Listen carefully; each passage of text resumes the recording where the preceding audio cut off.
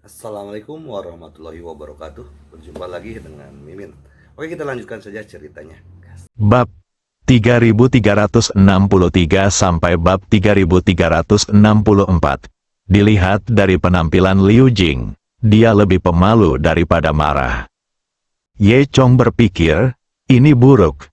Namun, hanya mereka berdua yang ada di ruangan itu saat itu. Selain itu, bahkan kekuatan mental Ye Chong yang kuat tidak mendeteksi peracunnya. Oleh karena itu, kecurigaan Liu Jing dapat dikatakan beralasan dan masuk akal.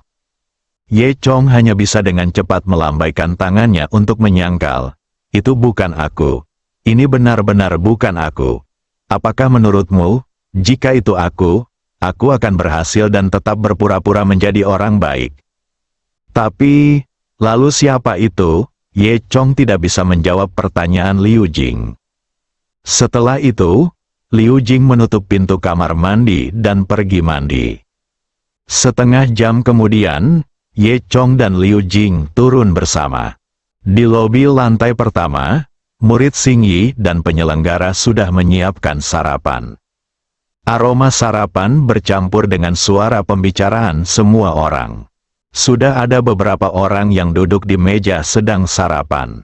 Chen Jie dan beberapa adik laki-lakinya duduk di meja yang sama, dan Wang serta orang-orangnya duduk di meja yang sama. Fu Hongyu sedang duduk bersama seorang pria kuat yang seumuran. Dilihat dari penampilan pria itu, dia seharusnya adalah saudara laki-laki Fu Hongyu, Fu Hongsui. Ye Chong terkejut saat mengetahui bahwa Fu Hongsui ini sebenarnya adalah dewa tanah dari Zoutian Agung, dan tingkat budidayanya hampir melampaui kebanyakan orang di dunia seni bela diri. Sepertinya mereka yang datang ke sini semuanya jenius. Ye Chong dan Liu Jing masuk ke restoran. Ye Chong tiba-tiba menyadari bahwa mata di sekelilingnya tampak tidak benar, dan Ye Chong tiba-tiba merasakan firasat buruk. Lalu, Ye Chong melihat Zhou Qiong dan Gong Qianyu duduk di meja dekat jendela. Saat kedua orang itu melihat Ye Chong, mata mereka terlihat sedikit aneh. Ye Chong tidak tahu apa yang aneh, dia merasa gadis kecil itu cemburu. Ye Chong berjalan mendekat bersama Liu Jing dan menyentuh hidungnya dengan canggung. Pagi-pagi sudah tersebar bahwa ada seorang anak laki-laki yang sangat menawan dan diajak ke kamar untuk beristirahat oleh dua wanita cantik berturut-turut. Sepertinya itu kamu. Dengan marah. Wajah Ye Chong memerah dan dia berkata dengan tercengang, jangan dengarkan omong kosong mereka. Kemarin, memang Gong Qianyu yang mengundang Ye Chong, tapi Ye Chong mengirim Zhou Qiong ke sana. Gong Qianyu mengundang Ye Chong untuk tinggal bersamanya kemarin, tapi ditolak. Selain itu, Ye Chong juga mendorong Zhou Qiong padanya, jadi lupakan saja. Lalu Ye Chong masuk ke kamar Liu Jing, yang membuat mereka merasa sangat marah. Faktanya, Ye Chong tidak terlalu memikirkannya saat itu. Kemudian, ketika Liu Jing mengundangnya, dia tidak mau pergi, tetapi Liu Jing memaksanya pergi ke sana. Selain itu, Liu Jing memanggil Ye Chong untuk hal lain. Namun, di mata orang luar, Ye Chong menolak satu dan pergi ke kamar lain yang lebih cantik. Hal ini tentu saja akan membuat Gong Qianyu tidak senang. Ye Chong tidak tahu bagaimana menjelaskannya. Sejak tadi malam, rumor telah beredar di mana-mana. Orang-orang di sekitarnya berbisik, tapi kebanyakan mereka iri pada Ye Chong. Terutama Chen Jie, yang terus menatap Ye Chong. Dia tidak mengerti mengapa Ye Chong lebih baik darinya. Melihat Gong Qianyu dan Zhou Qiong lagi, ekspresi ketidaksenangan terlihat jelas di wajah mereka. Apakah kamu berbicara omong kosong? Gong Qianyu memeluk bahunya dan melirik ke arah Liu Jing. Dia memang wanita cantik, tidak heran. Zhou Qiong berkata dengan marah, Ye Chong, bagaimana harimu tadi malam? Mendengar bahwa kamu menghabiskan malam dengan seorang wanita cantik, yang sungguh membuat iri. Ye Chong merasa sedikit malu. dan dia tidak tahu bagaimana menjelaskannya. Kamu benar-benar salah paham, kami, hanya. Gong Qianyu juga ikut bergabung. Nadanya juga sedikit masam, kamu adalah orang yang romantis dan berbakat, tidak heran kamu terlalu malas untuk memperhatikanku. Biasa saja wanita seperti kami. Bagaimana aku bisa layak untukmu? Liu Jing mendengus. Jangan salah paham, tidak ada apapun antara aku dan Ye Chong. Kami baru saja mendiskusikan beberapa hal bersama. Siapa kamu? Gong Qianyu melihatnya. Nada suara Liu Jing sedikit bermusuhan. Ye Chong berkata dengan cepat, ayo, izinkan saya memperkenalkan Anda. Kemudian, Ye Chong sibuk memperkenalkan Liu Jing, Gong Qianyu dan Zhou Qiong satu sama lain. Hei, kalian semua elit, kalau tidak, kalian tidak akan semua datang ke konferensi penginjilan. Karena semua orang tertarik dengan konferensi penginjilan, dan mereka semua adalah temanku, maka kalian semua juga berteman. HMPH, ketiga wanita cantik itu bersenandung serempak. Dan orang-orang di sekitar mereka, menyaksikan Ye Chong begitu tertekan oleh ketiga wanita cantik itu, tidak merasakan apapun selain cemburu. Tuan Muda Wang melihat pemandangan di depannya, menyaksikan Ye Chong diberi pelajaran oleh tiga wanita cantik. Pada saat ini, dia akhirnya menyadari secara mendalam apa kekuatan Kaisar Pedang. Setelah sarapan, murid Xing Yi mengumpulkan semua orang di depan pintu. Kemudian, dia memimpin semua orang melewati hutan lebat di pulau itu dan sampai di pantai yang tenang. Pantai ini berlawanan arah dengan pantai tempat Ye Chong dan yang lainnya tiba. Mereka tidak menemui bahaya apapun di sepanjang jalan. Hari ini cerah, matahari menyinari pasir halus, dan angin laut bertiup sepoi-sepoi membawa suasana asin dan lembab. Di pinggir pantai, selain langkah kaki mereka, yang terdengar hanyalah suara deburan ombak yang menerpa pantai dengan lembut. Ikutlah denganku, kata murid berbaju hijau itu. Saat dia berbicara, dia akan melirik Liu Jing atau Gong Qianyu dari waktu ke waktu. Ada lebih dari 20 orang termasuk Ye Chong dan lainnya. Semuanya elit dari berbagai tempat, yang datang untuk berpartisipasi dalam konferensi penginjilan. Semua orang mengikuti murid-murid Xing Yi ke sebuah perahu kecil yang berlabuh di pantai. Kapal ini terlihat seperti kapal biasa, namun lambungnya sepertinya mengandung kekuatan khusus yang mampu menahan hantaman ombak. Meski ombaknya sangat kuat, perahunya sangat stabil dan hampir tidak bergerak. Kapal ini telah diberkati oleh kesaktian tuannya dan mampu menahan angin dan ombak di laut. Melihat keingintahuan orang banyak, murid Qing Yi menjelaskan, kapal biasa tidak bisa melintasi wilayah laut ini, tapi kapal kita bisa. Semuanya naik ke kapal. Segera setelah itu, perahu perlahan-lahan berlayar menjauhi pantai, tidak perlu ada yang mengemudikannya, dan menuju ke kedalaman laut. Tak lama kemudian, kapal memasuki lautan yang ganas. Ombaknya bergulung-gulung seperti binatang buas yang marah, mencoba melahap segala sesuatu yang berani memasukinya. Kapal tetap sangat stabil di tengah ombak, seolah-olah ada kekuatan tak terlihat yang melindunginya. Semua orang tercengang dan memuji sihir kuat Guru Chihang. Sepertinya kita berada pada waktu yang tepat untuk pertemuan penginjilan ini. Pulau abadi Chihang terletak jauh di dalam wilayah laut ini. Alasan mengapa ombaknya begitu ganas adalah karena terdapat pelindung formasi alam di sekitar pulau itu. Murid Xing Yi memperkenalkan. Dengan cara ini, lebih dari 1 jam kemudian, kapal melintasi lautan yang ganas. Di depan, sebuah pulau yang diselimuti awan dan kabut perlahan-lahan muncul.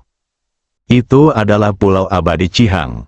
Murid Xing Yi menunjuk ke pulau di depannya. Nadanya penuh kebanggaan. Semuanya, selamat datang di tanah suci para praktisi. Ye Chong dan yang lainnya memandangi Gunung Peri Chihang yang semakin besar, dan perahunya juga bergerak cepat. Gong Qianyu, Zhou Qiong dan lainnya semuanya memiliki kegembiraan di wajah mereka. Bagi mereka, bisa mengikuti konferensi penginjilan ini dianggap sangat beruntung. Mereka hanya datang untuk menghadiri konferensi. Ye Chong dan Liu Jing, sebaliknya, memiliki tujuan berbeda.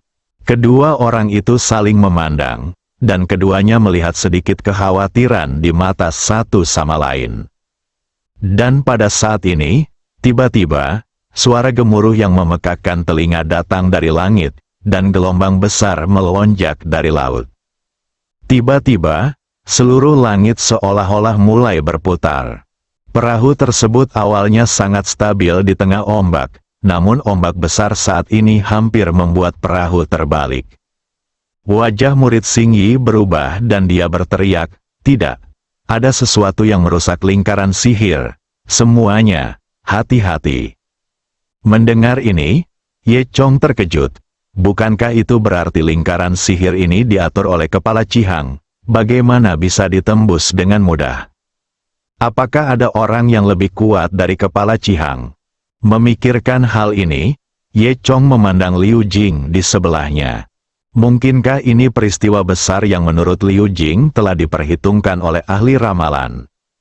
Dia melirik Liu Jing dan menemukan bahwa Liu Jing juga sedang menatapnya. Mata Liu Jing dengan jelas mengungkapkan bahwa dia dan Ye Chong memiliki pertanyaan yang sama.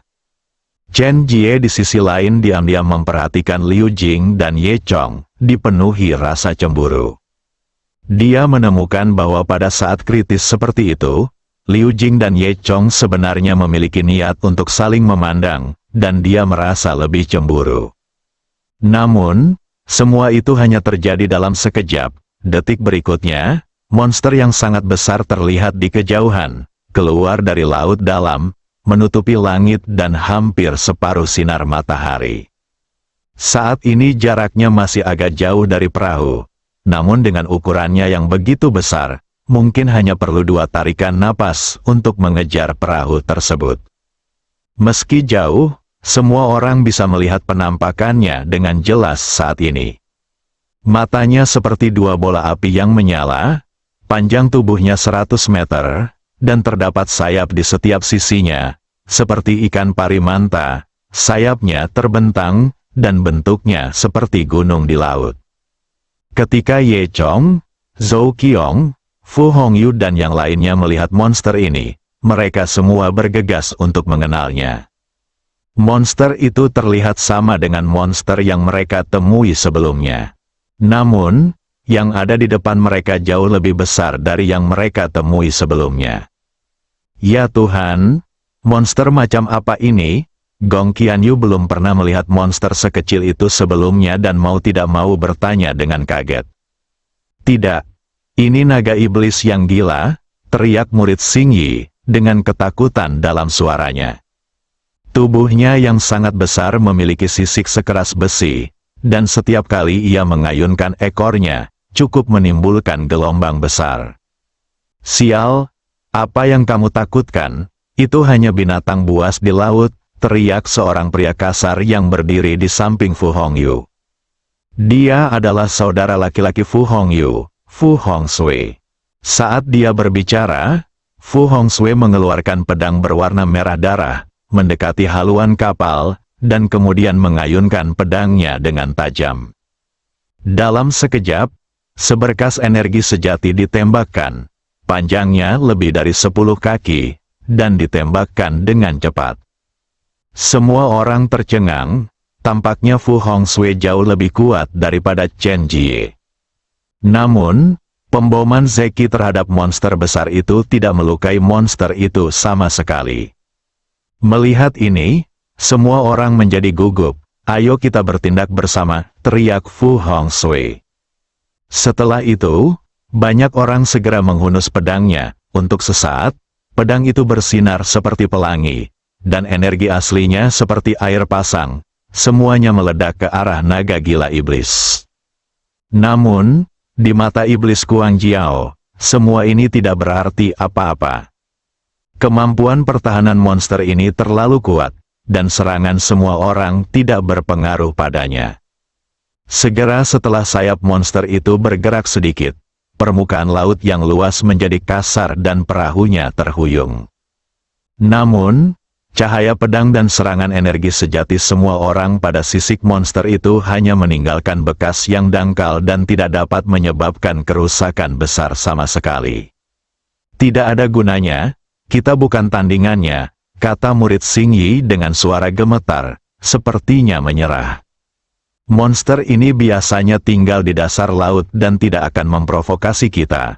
Kenapa dia berinisiatif menyerang kita saat ini? Sepertinya dia ingin balas dendam. Dia tahu sedikit tentang kebiasaan monster. Saat dia berbicara, naga iblis itu semakin dekat. Aumannya memekakkan telinga, ia membuka mulutnya yang berdarah, memperlihatkan taringnya yang tajam, dan angin mencurigakan bertiup di wajahnya. Tubuhnya berguling-guling di laut, menimbulkan gelombang besar seperti gunung, melemparkan perahu tinggi-tinggi dan kemudian terjatuh dengan keras. Semua orang di perahu terhuyung-huyung, dan bahkan 2 orang dengan budidaya lemah terlempar ke laut. Ye Chong masih mengandalkan perlindungan Liu Jing untuk bertahan. Namun, apa yang dikatakan murid Xingyi tadi membuat Ye Chong tiba-tiba mengetahuinya. Tampaknya yang dibunuh Chen Jie sebelumnya mungkin juga adalah naga iblis, tapi belum terbentuk. Orang mati itu mungkin adalah cucu dari naga gila iblis ini. Sekarang, leluhur ini telah keluar untuk membalas dendam. Jelas sekali, Fu Hongyu juga mengetahui hal ini. Dia berteriak, Chen Jie, apakah monster besar ini mencarimu untuk membalas dendam? Apakah dia mencarimu? Dari raut wajahnya, dia ingin membuang Chen Jie. Ini aku, tidak mungkin. Bagaimana mungkin aku? Suara Chen Jie dipenuhi kepanikan. Saat naga iblis mendekat, kekuatannya menjadi semakin kuat. Ekornya seperti cambuk raksasa, dan setiap ayunannya membawa kekuatan yang menggelegar, mengguncang perahu hingga hampir roboh. Tak lama kemudian, perahu itu tidak dapat bertahan lagi. Kita sudah selesai, kita semua akan mati di sini, seseorang menangis putus asa. Detik berikutnya, naga gila iblis sudah berada di dekatnya. Melihat dari dekat, naga iblis ini bahkan lebih menakutkan. Keseluruhan perahu tidak lebih besar dari salah satu matanya.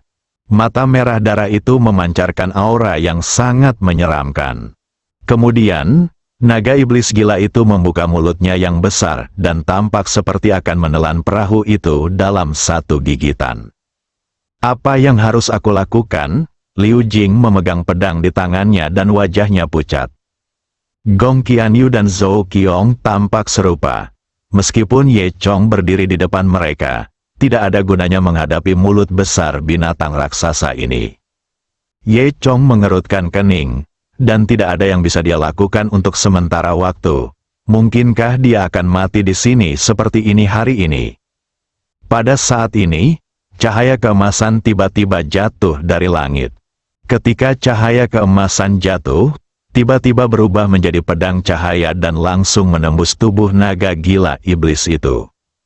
Binatang yang menjulang tinggi ini hanya mengeluarkan suara melengking sebelum terjatuh dan tenggelam ke laut.